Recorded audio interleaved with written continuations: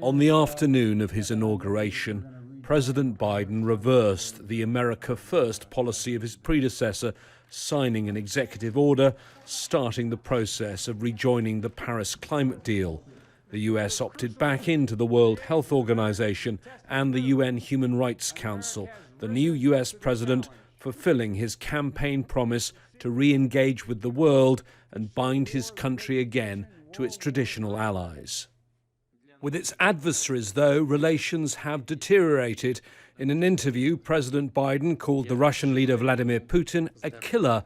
And amid growing tensions, for a time, over 150,000 Russian troops were massed on the border with Ukraine.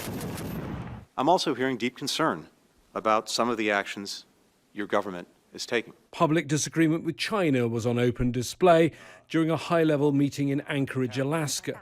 In a most unusual exchange, the top Chinese and US foreign policy officials arguing over human rights, trade, and cyber attacks. But as the Biden administration was perhaps hoping, it's not stopped renewed engagement on some issues. Here, the US climate envoy John Kerry talking with China's Vice Premier Han Zheng just before the two countries released a joint statement on protecting the planet. Some of the US's allies will tell you privately that they believe President Biden has been just a little bit too slow and cautious on two of the world's most pressing issues.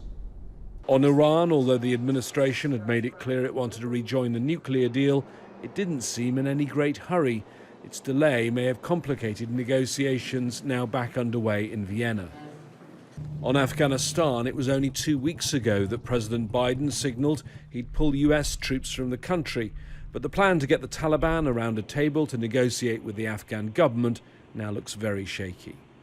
A former Obama administration official who worked with many of those now running US foreign policy says one place is more important than any other in their decision-making. Biden knows that in the Congress, he's got a slim majority in both houses. He's got to work hard to retain those. And that is why, even when it comes to foreign policy, the domestic agenda trumps. And he's looking at, all of these issues, whether it's Afghanistan, whether it's the challenge in Central America with migration, how these are going to impact in key congressional districts and key states. So unfortunately, all politics is local, including foreign policy. In other words, in determining his international agenda, President Biden is still putting the immediate political calculations in America first. James Bays, Al Jazeera, at the United Nations.